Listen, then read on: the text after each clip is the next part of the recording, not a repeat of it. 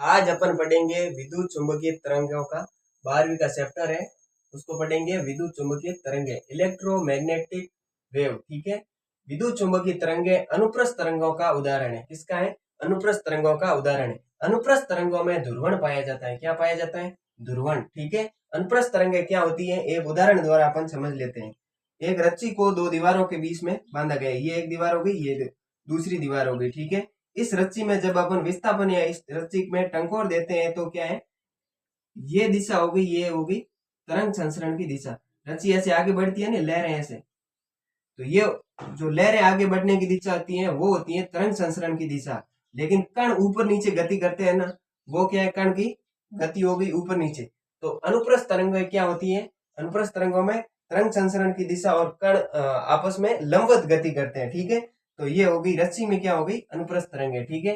फिर है विद्युत चुंबकीय तरंगों के पास अपनी खुद की ऊर्जा होती है, संवेग होता है। ठीक है। विद्युत चुंबकीय तरंगों को माध्यम की जरूरत नहीं होती है, ये निर्वात में भी गमन कर सकती है। माध्यम की जरूरत नहीं होती है, इसलिए ये क्या है, अयांत्रिक तरंगें भी कहलाती है। ठीक है। विद्युत चुंबकीय तरंगे तरंगों की निर्वात में चाल कितनी होती है, निर्वात में चाल प्रकाश की चाल के बराबर होती है, और प्रकाश की चाल कितनी होती है, 3 × 10⁸ मीटर प्रति सेकंड होती है। ठीक है। ये विद्युत चुंबकीय तरंगे उत्पन्न कहां से होती है, विद्युत चुंबकीय तरंगे त्वरित आवेश द्वारा उत्पन्न होती है। त्वरित आवेश द्वारा विद्युत क्षेत्र उत्पन्न होता है, चुंबकीय क्षेत्र उत्पन्न होता है, साथ में क्या होती है, विद्युत चुंबकीय तरंगे उत्पन्न होती है। लेकिन अगर आवेश लेकिन अगर आवेश स्थिर है लेकिन अगर आवेश स्थिर है तो क्या करता है, ओनली विद्युत क्षेत्र उत्पन्न करता है। कौन सा? विद्युत क्षेत्र उत्पन्न करता है। लेकिन आवेश नियत वेग से गति कर रहा है, नियत वेग से नियत वेग से गति करता है, तो क्या करता है, विद्युत क्षेत्र भी उत्पन्न करता है और चुंबकीय क्षेत्र भी उत्पन्न करता है। लेकिन अगर आवेश परिवर्ती वेग से गति करता है, यानी त्वरित आवेश द्वारा उत्पन्न क्या होते हैं, विद्युत क्षेत्र, चुंबकीय क्षेत्र और विद्युत चुंबकीय तरंगें तीनों उत्पन्न होती हैं। ठीक है। अब अपन ये डायग्राम देख लेते हैं। ठीक है। इसमें क्या होता है कि विद्युत क्षेत्र, ये क्या हो गया, विद्युत क्षेत्र, ये हो गया चुंबकीय क्षेत्र, और ये हो गई तरंग संचरण की दिशा। तीनों आपस में क्या होते हैं, लंबवत होते हैं एक दूसरे के, तीनों क्या होते हैं, लंबवत। विद्युत क्षेत्र और तरंग संचरण की दिशा भी क्या है, 90 डिग्री पर। और चुंबकीय क्षेत्र और तरंग संचरण की दिशा भी 90 डिग्री पर है। विद्युत क्षेत्र और चुंबकीय क्षेत्र भी आपस में क्या है, 90 डिग्री पर है। ऐसे चलता है विद्युत क्षेत्र, ये ऐसे क्या चलता है, विद्युत क्षेत्र ऐसे चलता है, चुंबकीय क्षेत्र अपनी ओर जैसे बोर्ड के लंबवत क्या चलता है, चुंबकीय क्षेत्र। और आगे क्या हो गया, तरंग संचरण की दिशा, ऐसे तरंग गति करती है आगे। तो ये क्या हो गया, विद्युत क्षेत्र। विद्युत क्षेत्र और चुंबकीय क्षेत्र दोनों का डॉट प्रोडक्ट क्या हो गया, 0 होता है। क्यों होता है? क्योंकि ई व बी, जो विद्युत क्षेत्र है और चुंबकीय क्षेत्र है, वो तरंग संचरण की दिशा के क्या होते हैं, लंबवत होते हैं, इसलिए डॉट प्रोडक्ट क्या हो गया, 0 होता है। डॉट प्रोडक्ट 0 क्या होता है, अपन सदिश में पढ़ते हैं कि आई क्रॉस आई क्या होता है, 0। आई डॉट आई क्या होता है, 1 होता है। आई डॉट आई क्या होता है, 1। तो डॉट प्रोडक्ट क्या हो गया, 1 हो गया। लेकिन यहाँ क्या है, आई डॉट जे, ये क्या होता है, 0। आई डॉट के, ये भी 0। जे डॉट के क्या होता है, 0 होता है। इसलिए यहाँ पर ये क्या है, ये हो गया जे कैप में, और ये किस में है, ये हो गया के कैप में। तो ये हो गया डॉट प्रोडक्ट, डॉट प्रोडक्ट हो गया तो क्या हो गया, ये 0। इस कारण ये हो गया 0। अर्थात क्या हो गया, विद्युत क्षेत्र, चुंबकीय क्षेत्र और तरंग संचरण दिशा आपस में क्या होते हैं, लंबवत होते हैं। ये होता है वाई, ये होता है एक्स, और ये होता है जेड तल। ठीक है। तरंग संचरण की दिशा सी कैप बराबर क्या होता है, ई क्रॉस बी। इन दोनों के क्या होती है, अनुदिश होती है। ई क्या है, विद्युत क्षेत्र, बी क्या है, चुंबकीय क्षेत्र। ठीक है। अब अपन इसको इस तरह से याद करेंगे कि ताकि बाद में भूले नहीं, और इस पर क्वेश्चन आता है। ठीक है। सी, फिर ई और बी। ठीक है। इसको अपन इस वृत्त के अनुसार चलना है, इसी दिशा में। जैसे सी क्रॉस ई क्या हो जाएगा, बी हो जाएगा। ई क्रॉस बी क्या हो जाएगा, सी हो जाएगा। ऐसे चलना है इसी दिशा में। अगर उल्टे ऐसे चले तो फिर माइनस लगाना पड़ेगा। क्या लगाना पड़ेगा, माइनस लगाना पड़ेगा। ठीक है। इसी दिशा में चले, जैसे कि आई कैप, जे कैप, के कैप, इस तरह चलोगे तो क्या लगना है, प्लस। लेकिन अगर उल्टे चलेंगे इस तरफ, जैसे जे सॉरी के, फिर जे, फिर आई, तो क्या लगाना है, माइनस लगाना पड़ेगा। ये क्या है, इकाई सदिश है। ये किसका है, एक्स अक्ष का, ये वाई अक्ष का हो गया, और ये किसका हो गया, जेड अक्ष का हो गया। जैसे अपन देख लेते हैं, यहां से शुरुआत कर लेते हैं, ठीक है। ई कैप क्रॉस बी कैप, तो ये क्या हो जाएगा, सी सी कैप हो जाएगा। और B cap cross C cap क्या हो जाएगा, ई कैप आ जाएगा। और अगर सी कैप क्रॉस क्या करेंगे, ई कैप, तो क्या आ जाएगा, बी कैप आ जाएगा, ठीक है। तो ये ऐसे हो जाएगा। अगर अपन चलेंगे कि उल्टे दिशा में चल रहे हैं, जैसे कि यहां से ले लेता हूं, ठीक है, यहां से उल्टे चल रहे हैं, बी कैप क्रॉस क्या, ई कैप, तो क्या हो जाएगा, माइनस सी कैप, ठीक है। ऐसे उल्टे चलेंगे तो माइनस लगा देना है, और सही क्रम में चलेंगे तो क्या लगाना है, प्लस आ जाएगा, ठीक है। तो ये हो गया अपना। यहाँ पर कोई दो चीज देगा और तीसरी पूछ लेगा, ठीक है। अगर ई और बी दे तो तरंग संचरण की दिशा ज्ञात हो जाएगी, और बी और सी दे तो ई ज्ञात हो जाएगा, सी और ई दे तो बी ज्ञात हो जाएगा। जैसे अपन वेक्टर में पढ़ते ही है कि आई कैप क्रॉस जे कैप बराबर क्या होता है, क्रॉस में क्या होता है, के कैप, और जे कैप क्रॉस के कैप क्या हो जाता है, आई कैप, और के कैप क्रॉस आई कैप क्या हो जाता है, जे कैप हो जाता है, ठीक है। अगर अपन उल्टा चले तो फिर माइनस लगाना पड़ेगा। जैसे के कैप क्रॉस जे कैप, तो क्या हो जाएगा, माइनस आई कैप, और जे कैप क्रॉस आई कैप, तो क्या हो जाएगा, माइनस के कैप हो जाएगा। इस तरह से अपन किसी भी का निकाल सकते हैं, ठीक है। अब अपन वेव मोशन में पढ़ते हैं कि तरंग का समीकरण पढ़ते हैं कि y बराबर a sign omega T minus K x, Y बराबर a sign omega T minus K X, ठीक है। ओमेगा क्या होता है, टी का गुणांक, ये टी और ये ओमेगा, तो इस टी का गुणांक क्या है, ओमेगा, एक्स का गुणांक क्या है, के, तो एक्स का गुणांक हो गया के, और टी का गुणांक हो गया ओमेगा, ठीक है। अब तरंग की साल अपन वी या सी कुछ भी यहाँ पर चिन्ह ले सकते हैं, सी भी ले सकते हैं। तरंग की साल बराबर क्या होता है, ओमेगा अपॉन के, ये ओमेगा अपॉन के, मतलब टी का गुणांक अपॉन एक्स का गुणांक, ये करना है, ठीक है। फिर अगर ये क्या दे रहेगा, वाई हो गया, ठीक है, यहाँ क्या दे रहेगा, एक्स। अब तरंग संचरण की दिशा क्या होगी, इसके लिए अपन एक ट्रिक यूज कर लेते हैं।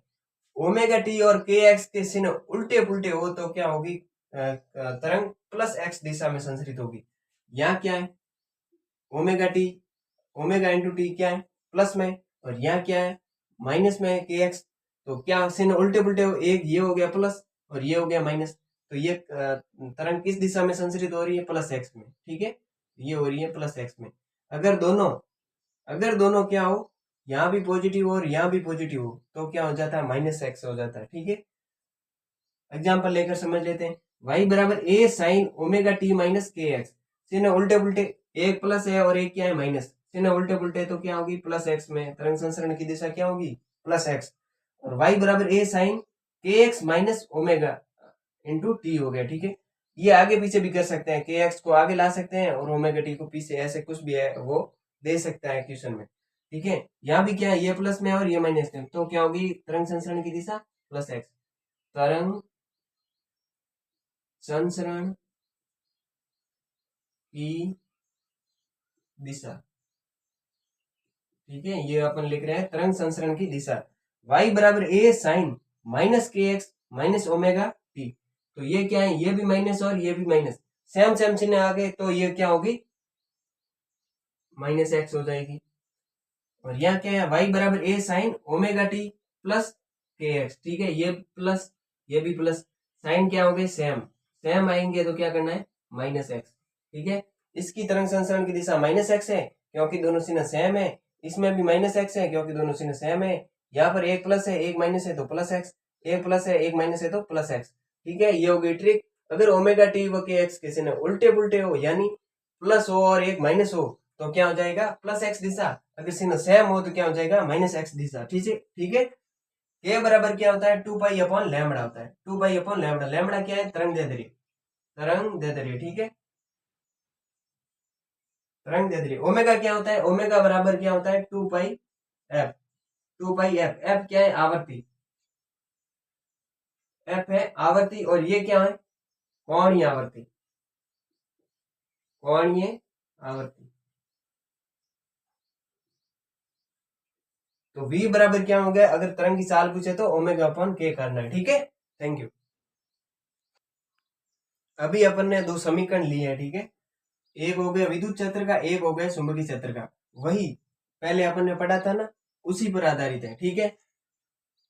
ई वाई बराबर क्या हो गया, E naught sine omega T minus K X, ठीक है।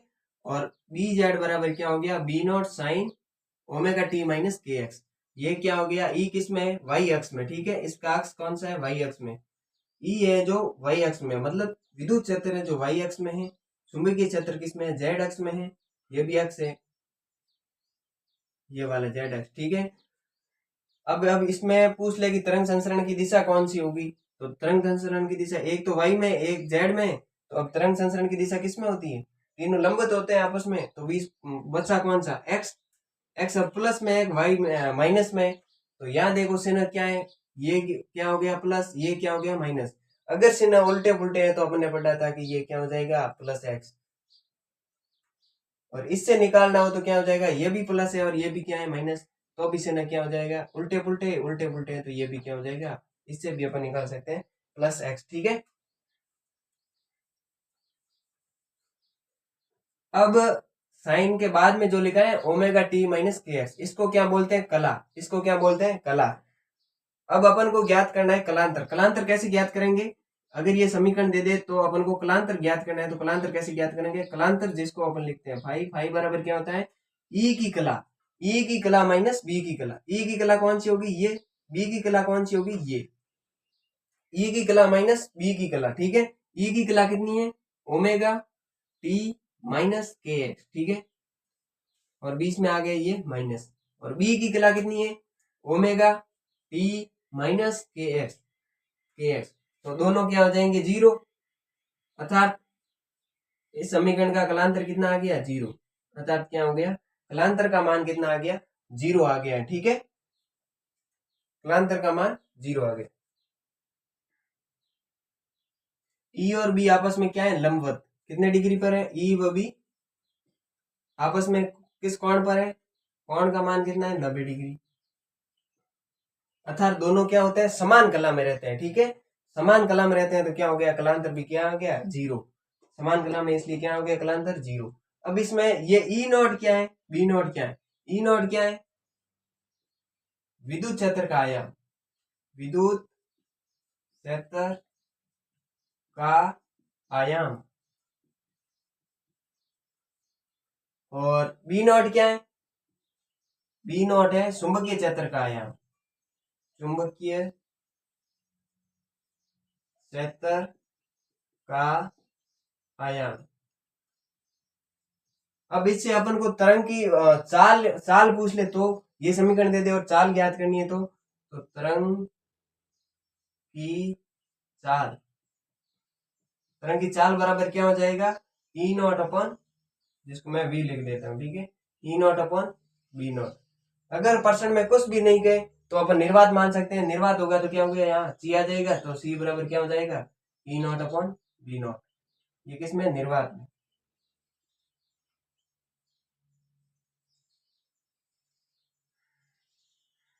निर्वात यहाँ फ्री स्पेस लिख देगा, फ्री स्पेस वैक्यूम, ठीक है, ये हो गया।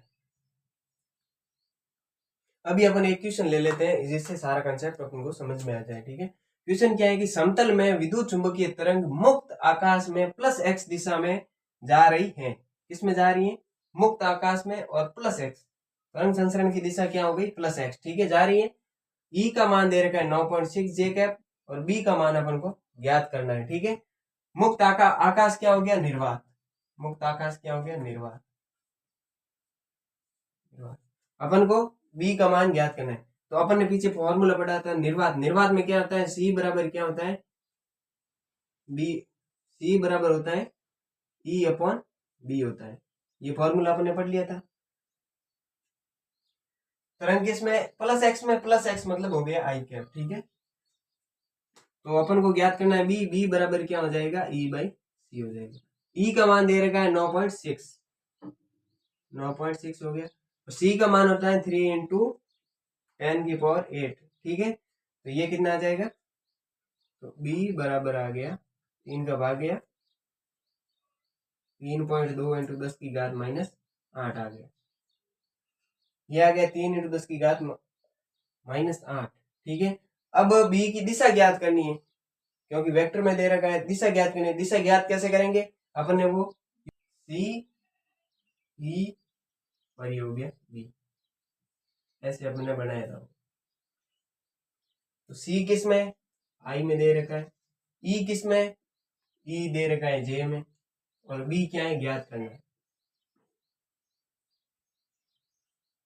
अपन को क्या करना है, बी ज्ञात करना है।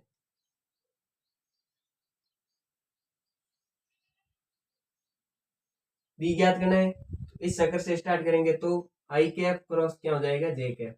आई क्रॉस जे क्या हो जाएगा, के कैप। इसका मतलब बी किस में आ गया, के में। तो ये हो गया के। ठीक है, तो ये बी का मान आ गया।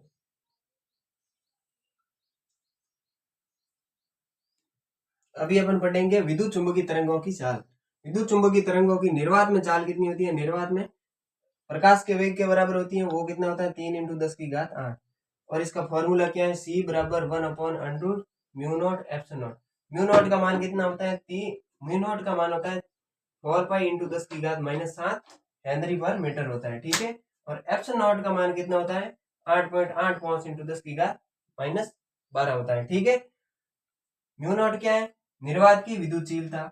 एप्सिलॉन क्या है, निर्वात की μ0 है निर्वात की चुंबकशीलता, एप्सिलॉन है निर्वात की विद्युतशीलता। ठीक है, और फिर माध्यम में अगर विद्युत चुंबकीय तरंगों की चाल पूछे तो माध्यम में क्या होगा, v बराबर 1/√μr into μ0 epsilon r into epsilon. ठीक है, यहाँ पर क्या कर दिया है, μr और एप्सिलॉन r का गुणा कर दिया है। ठीक है, तो ये हो गई माध्यम में। माध्यम में क्या हो गया, v बराबर ये मान यहाँ पर रख दिया, ये क्या हो गया, c हो गया। तो ये यहाँ पर रख दिया, तो क्या हो गया, v बराबर c/√μr इंटू एप्सिलॉन r हो गया। ठीक है, तो μr है अपेक्षिक विद्युतशीलता और एप्सिलॉन r क्या हो गया, अपेक्षिक चुंबकीय पारगम्यता। ठीक है, ये हो गया। ऊर्जा घनत्व अभी पढ़ेंगे, ऊर्जा घनत्व। ठीक है, औसत विद्युत ऊर्जा घनत्व, जिसको अपन कोष्टक में ऐसे लिखकर ऐसे दर्शाते हैं। ये क्या हो गया, औसत विद्युत ऊर्जा घनत्व, जिसका मान क्या होता है, 1/4 इंटू एप्सिलॉन E0 का स्क्वायर हो गया। ठीक है, और औसत चुंबकीय ऊर्जा घनत्व, इसका मान कितना होता है, B0 का स्क्वायर अपॉन 4 μ0। एप्सिलॉन अपन ने बता दिया था पहले, μ0 भी हमने पढ़ लिया था। एप्सिलॉन का मान 8.85 इंटू 10⁻12 और μ0 का मान 4 पाई इंटू 10⁻7। ठीक है, अब इन दोनों का टोटल करेंगे तो क्या हो जाएगा, अगर पूछ लेंगे कुल ऊर्जा घनत्व, कुल ऊर्जा घनत्व क्या हो जाएगा, 1/2 एप्सिलॉन E0 का स्क्वायर बराबर क्या हो जाएगा, B0 का स्क्वायर अपॉन 2 μ0 हो जाएगा। ठीक है, विद्युत चुंबकीय तरंगों में 50% योगदान विद्युत ऊर्जा का होता है। किसका होता है, विद्युत ऊर्जा का। और 50% योगदान किसका होता है, चुंबकीय ऊर्जा का। अर्थात विद्युत ऊर्जा और चुंबकीय ऊर्जा का योगदान कितना होता है, बराबर बराबर होता है। इसका मतलब क्या हो गया, औसत विद्युत ऊर्जा घनत्व और औसत चुंबकीय ऊर्जा घनत्व, ये इनका मान भी क्या होता है, बराबर होता है। तो इसमें ये इंपॉर्टेंट है, कुल ऊर्जा घनत्व पर बहुत ज्यादा क्वेश्चन पूछे गए हैं। ठीक है, अब इनको अगर लिख दूं मैं कि औसत विद्युत ऊर्जा घनत्व बट्टे औसत चुंबकीय ऊर्जा घनत्व का मान कितना होता है, 1 होता है। अगर पूछ ले कि विद्युत ऊर्जा घनत्व, औसत विद्युत ऊर्जा घनत्व या औसत चुंबकीय ऊर्जा घनत्व बट्टे कर ले कुल ऊर्जा घनत्व, इसका मान आता है 1/2। तो ये अपन ने पढ़ लिया ऊर्जा घनत्व। ऊर्जा घनत्व क्या है, 5 स्टार है इसमें, ये खंडस्थ याद होना जरूरी है। अभी अपन पढ़ेंगे विद्युत चुंबकीय तरंगों की तीव्रता। विद्युत चुंबकीय तरंगों की तीव्रता, तीव्रता मतलब इंटेंसिटी, जिसको आई से प्रदर्शित करते हैं। ठीक है, आई बराबर क्या होता है, 1/2 एप्सिलॉन इंटू E0 का स्क्वायर और गुणा करते हैं सी से। सी क्या है, प्रकाश की निर्वात में चाल 3 इंटू 10⁸ मीटर प्रति सेकंड होता है। ठीक है, या फिर इसको अपन ने जस्ट पीछे पढ़ा है कि ये क्या होता है, कुल ऊर्जा घनत्व। कुल ऊर्जा घनत्व गुणा क्या हो गया, सी कर सकते हैं। ठीक है, तो ये इंपॉर्टेंट है कि आई बराबर 1/2 एप्सिलॉन नॉट ई नॉट का स्क्वायर इंटू सी हो गया। ठीक है, तीव्रता होती क्या है, तीव्रता होती है ऊर्जा, ऊर्जा बटे समय इंटू क्षेत्रफल, ऊर्जा बटे समय इंटू क्षेत्रफल। ऊर्जा बटे समय क्या होता है, ये होता है शक्ति, तो इसका मतलब क्या हो गया, शक्ति बटे क्षेत्रफल। और इसका अगर मात्रक पूछ ले तो मात्रक क्या होता है, या इकाई क्या होती है, शक्ति का होता है वॉट और क्षेत्रफल का हो गया मीटर स्क्वायर। ठीक है, इसमें ई नॉट क्या है, ई नॉट अपने पढ़ा था कि विद्युत क्षेत्र का आयाम, या फिर वो क्वेश्चन में दे देता है कि इसका शिखर मान क्या है बताओ, तो विद्युत क्षेत्र का शिखर मान या फिर विद्युत क्षेत्र का आयाम कह सकते हैं। ठीक है, अगर विद्युत क्षेत्र की आरएमएस वैल्यू दे दे, वर्ग मध्य मूल मान दे दे, तो फिर क्या इसको कैसे ज्ञात करेंगे, तो ई आर एम एस बराबर होता है ई नॉट अपॉन √2। ठीक है, ये अपन पढ़ते हैं आरएमएस वैल्यू वगैरह, वे ये पढ़ते हैं अल्टरनेटिंग करंट चैप्टर में। ठीक है,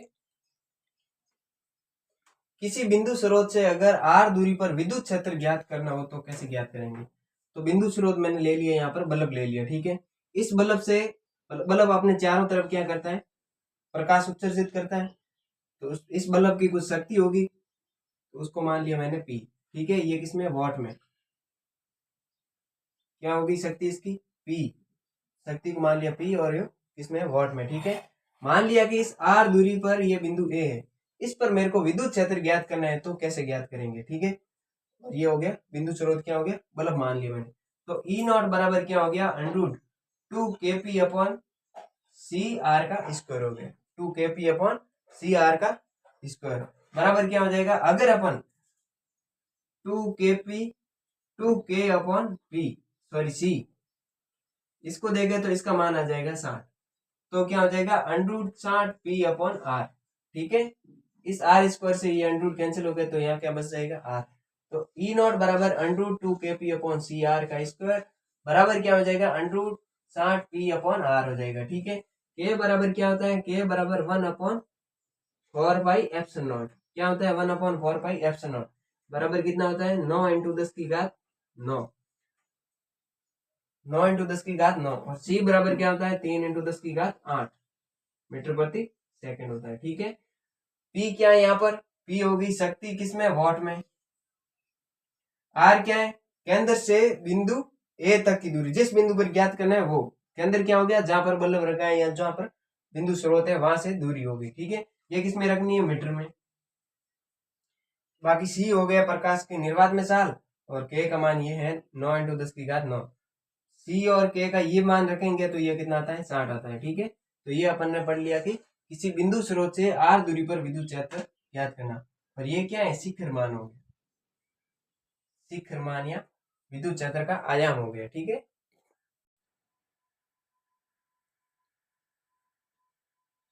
अगला कंसेप्ट पढ़ेंगे विस्थापन धारा। विस्थापन धारा मतलब डिस्प्लेसमेंट करंट, जिसको आईडी से प्रदर्शित करते हैं। ठीक है, विस्थापन धारा के बारे में किसने बताया था, मैक्सवेल ने बताया था विस्थापन धारा के बारे में। इलेक्ट्रॉन प्रवाह के कारण तार में बहने वाली धारा क्या होती है, चालन धारा, जैसे अपन कहते हैं कंडक्टिंग करंट, कंडक्टिंग करंट कहते हैं। ठीक है, जिसको आईसी से प्रदर्शित करते हैं। अर्थात ये हो गया तार, इसमें जो धारा बह रही है वो क्या है, आईसी। आईसी मतलब क्या हो गया, चालन धारा। अर्थात किसी तार में बहने वाली धारा या किसी चालक में बहने वाली धारा, आज के बाद याद रखना है क्या आती है, चालन धारा होती है। ठीक है, और संधारित्र की प्लेटों के बीच विद्युत क्षेत्र में परिवर्तन के कारण जो धारा उत्पन्न होती है वो क्या है, विस्थापन धारा, जिसको किससे दर्शाते हैं, आईडी से दर्शाते हैं। ये अपना हो गया संधारित्र, ये बैटरी लगी हुई है, और ये हो गया तार, और ये प्रतिरोध लगा हुआ है, इसमें ये धारा बह रही है। ठीक है, ये अपना संधारित्र हो गया। तो यहाँ पर क्या होगा कि इस एक्सपेरिमेंट में ये बैटरी हो गई, इससे ये तार में धारा बह रही।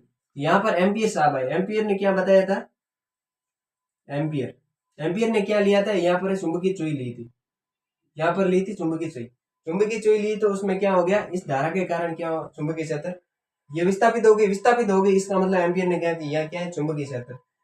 तो उसने एम्पियर का नियम क्या कहता है कि B.dl बराबर क्या होता है, mu not into total I.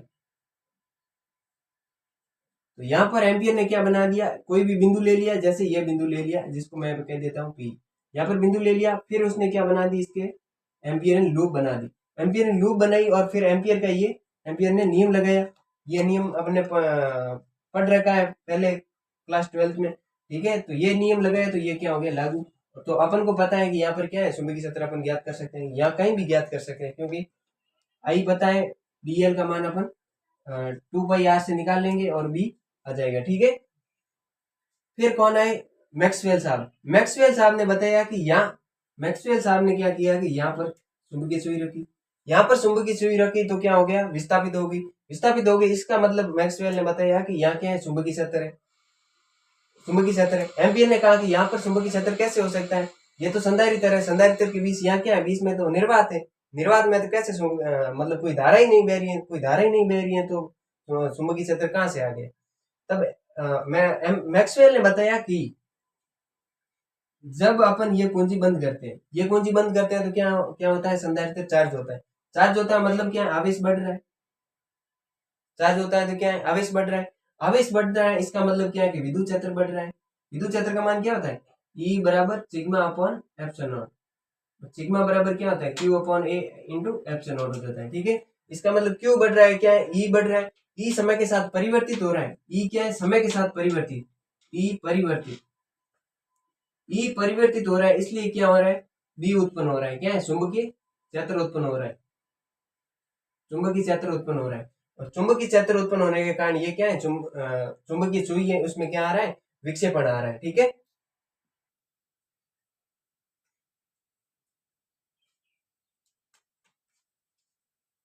चुंबकीय क्षेत्र उत्पन्न होने के कारण चुंबकीय क्षेत्र उत्पन्न हो गया, इसका मतलब उसने कहा कि इसके बीच कोई धारा है। तो मैक्सवेल ने कहा कि इस संधारित्र की दोनों प्लेटों के बीच एक काल्पनिक धारा होती है, जिसे क्या कहते हैं, विस्थापन धारा। ये धारा कैसी है, काल्पनिक धारा है, विस्थापन धारा कहते हैं। अर्थात यहाँ पर ये सिद्ध हो जाता है कि किरचॉफ का नियम क्या कहता है, किरचॉफ का नियम कहता है कि पहला नियम कि आने वाली धारा बराबर क्या होती है, जाने वाली धारा, आई सी, आने वाली धारा आई सी है, और यहाँ कुछ धारा होगी, उसका नाम दे दिया आई डी। तो ये आई सी बराबर क्या होता है, आई डी, ये क्या होता है, बराबर होती है, हमेशा क्या होती है, बराबर। अर्थात कभी आई डी का मान पूछ ले विस्थापन धारा का, तो आई सी का मान से अपन ज्ञात कर सकते हैं, ठीक है। ये दोनों क्या होती है, बराबर। अर्थात पूछ ले कि किरचॉफ का फर्स्ट नियम क्या लागू होता है, यस होता है, ठीक है। अब विस्थापन धारा के फॉर्मूले है, विस्थापन धारा आई डी बराबर क्या होता है, सी डीवी अपॉन डी टी। सी क्या है, धारिता, डीवी अपॉन डी टी क्या है, विभव में परिवर्तन की दर हो गई, ठीक है। और एक और फॉर्मूला है, आई डी बराबर epsilon naught D phi E upon D T. Phi E क्या होता है, विद्युत फ्लक्स, विद्युत फ्लक्स बराबर क्या होता है, फाई ई बराबर ई dot D A, E dot D ए होता है। और फाई ई बराबर और क्या होता है, क्यू अपॉन एप्सिलॉन नॉट, ये होता है गाउस के नियम वाला, ठीक है। तो ये अपन ने पढ़ लिया है।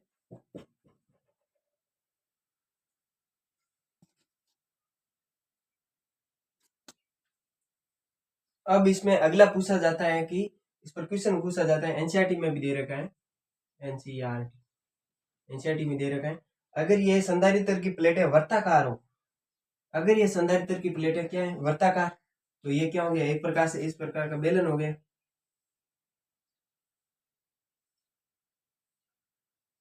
ये बेलन का अक्ष हो गया, ठीक है। और इसकी त्रिज्या क्या है, आर मान ली अपन ने, क्या मान ली, आर। इसमें अंदर किसी भी बिंदु पर, ये इसका अक्ष हो गया, इसमें किसी भी बिंदु पर अगर चुंबकीय क्षेत्र ज्ञात करना है, मान ज्ञात करना है, तो कैसे ज्ञात करेंगे। मान लिया मैंने यहाँ कोई बिंदु पी मान लिया, और इसकी इस अक्ष से दूरी मान ली स्मॉल आर, स्मॉल आर है वो क्या है, छोटी है इस त्रिज्या से, इस त्रिज्या से स्मॉल आर का मान क्या है, छोटा है, ठीक है। तो अपन को पता है बेलन का चुंबकीय क्षेत्र ज्ञात करने के लिए अपन क्या करते हैं, बी डॉट डी एल बराबर, ये क्या एम्पियर का नियम हो गया, म्यू नॉट, और टोटल आई करते हैं। तो यहाँ पर डी एल क्या हो जाता है, सतह पर 2 पाई आर आ जाता है,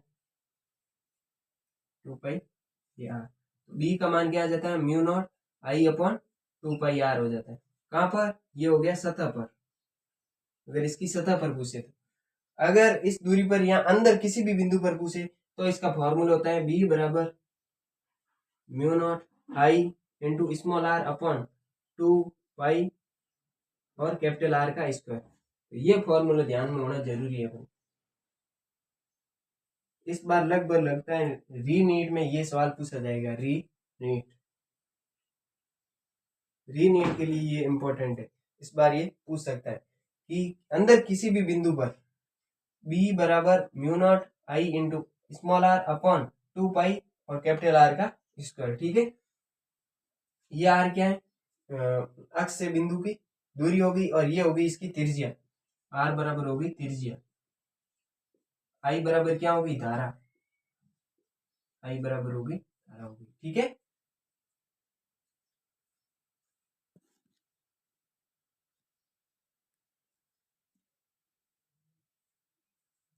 अब अपन अगला मिलान वाला एक क्वेश्चन पढ़ लेते हैं जो जी में 2026 में पूछा गया है और नीट ये री नीट के लिए बहुत इंपॉर्टेंट है। अब की बार ये क्वेश्चन पूछेगा ही पूछेगा, गारंटी के साथ कह रहा हूँ।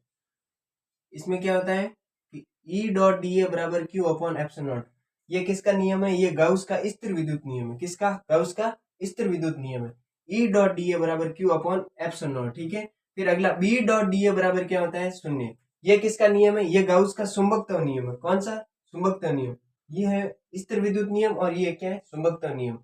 और अगला है E dot D A D L बराबर minus D five B upon D T. D five B क्या हो गया, चुंबकीय फ्लक्स हो गया। क्या हो गया, चुंबकीय फ्लक्स। और चुंबकीय फ्लक्स का मान क्या होता है, बी डॉट डी ए। तो minus D D B dot D A upon D T हो गया। ये किसका है, फैराडे का विद्युत चुंबकीय प्रेरण का नियम है। ये किसने दिया था, फैराडे का। तो ये मिलान वाला क्वेश्चन जरूर आएगा। बी डॉट डी एल बराबर mu naught I C plus I D. I C क्या है, सालन धारा, आई डी क्या है, विस्थापन धारा। ये किसका है, एम्पियर और मैक्सवेल दोनों ने मिलकर ये नियम दिया था। मैक्सवेल ने क्या बताया था कि आई डी विस्थापन धारा बताया था, एम्पियर ने क्या, आई सी जो सालन धारा होती है उसके बारे में बताया था। ठीक है, तो आई डी का मान क्या होता है, C D V upon D T. या फिर ये मान रखकर भी दे सकता है, या फिर epsilon naught D phi E upon D T दे सकता है। डी फाई ई अपॉन क्या होता है, फाई ई बराबर होता है B dot D A, sorry E dot D A. E dot D A क्या होता है, E dot D A phi E बराबर, और फाई बी बराबर क्या होता है, बी डॉट डी ए। ठीक है, फिर अगला नियम आता है एम्पियर का नियम। एम्पियर क्या कहता है कि बी डॉट डी एल बराबर क्या होता है, म्यू नॉट टोटल आई। ठीक है, म्यू नॉट से टोटल आई का गुणा करते हैं। तो ये क्या है, एम्पियर का नियम। एम्पियर का आपने पढ़ा था ना अभी संधारित्र में, कि ये हो गया कोई तार, इसके किसी बिंदु पर, यहाँ इस बिंदु पर, जैसे ये पी बिंदु मान ली, इस पर अपन ने ज्ञात करना है क्या, चुंबकीय क्षेत्र। तो यहाँ पर एक एम्पियर लूप बना दो, फिर इस क्या कर दो, ये नियम लगा कर क्या कर दो, इस पर चुंबकीय क्षेत्र ज्ञात हो जाएगा। तो ये मिलान वाला क्वेश्चन जरूर आ सकता है मेरे हिसाब से।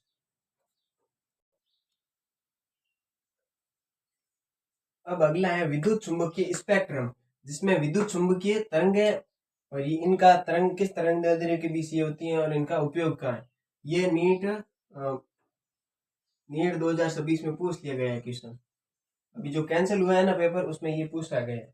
ठीक है, रेडियो तरंगे इनका तरंग दैर्ध्य होता है, तरंग दैर्ध्य का मान 0.1 मीटर से ज्यादा होता है। ठीक है, फिर और फिर सूक्ष्म तरंगों का कितना होता है, 0.1 से 1 mm के बीच में। ठीक है, फिर आती है अवरक्त तरंगे। अवरक्त तरंगों का कितना होता है, 1 mm से 700 नैनोमीटर के बीच होता है। फिर आती है दृश्य क्षेत्र या दृश्य प्रकाश, तो उनका होता है 700 नैनोमीटर से 400 नैनोमीटर के बीच में होता है तरंग दैर्ध्य। ठीक है, पराबैंगनी किरणें यूवी लाइट का कितना होता है, 400 नैनोमीटर से 1 नैनोमीटर के बीच। और एक्सरे का कितना होता है, 1 नैनोमीटर से 10 की घात माइनस 3 नैनोमीटर के बीच में होता है तरंग दैर्ध्य। फिर है गामा किरणों का मतलब तरंग दैर्ध्य कितना होता है, 10 की घात माइनस 3 नैनोमीटर से भी कम होता है तरंग दैर्ध्य। ठीक है, इस तरंग दैर्ध्य दे रखा है, वो आवर्ती का क्रम भी पूछ सकता है। ठीक है, अब इसके उपयोग, रेडियो तरंगों का उपयोग का मतलब रेडियो तरंगे का उपयोग कहाँ होता है, एंटीना में इलेक्ट्रॉन के त्वरण या मंदन से कौन सी उत्पन्न होती है, रेडियो तरंगे उत्पन्न होती है। माइक्रोवेव जो खाना बनाने का ओवन होता है ना, माइक्रोवेव, उसमें कौन सी तरंगे यूज होती है, सूक्ष्म तरंगे। या फिर ये उत्पन्न किससे होती है, क्लिस्ट्रॉन वाल्व या मैग्नेट्रॉन वाल्व से उत्पन्न होती है। अवरक्त तरंगे इंफ्रारेड, ये रिमोट में यूज होती है, टीवी वाले रिमोट में ये कौन यूज होती है, अवरक्त तरंगे। दृश्य क्षेत्र आंतरिक कोश के इलेक्ट्रॉन के उस ऊर्जा स्तर से निचले ऊर्जा स्तर में आने के कारण कौन सी उत्पन्न होती है? दृश्य क्षेत्र की किरणें उत्पन्न होती हैं। फिर आती है पराबैंगनी किरणें। आंख की लेजर लाइट में पराबैंगनी किरणें होती है। एक्सरे, कैंसर उपचार में एक्सरे किरणों को यूज किया जाता है। फिर अगली है गामा किरणें। नाभिक के रेडियो एक्टिव क्षय के कारण कौन सी उत्पन्न होती है? गामा किरणें होती है। ठीक है, तो ये आज अपन के विद्युत चुंबकीय तरंग चैप्टर है वो क्या हो गया? कंप्लीट हो गया।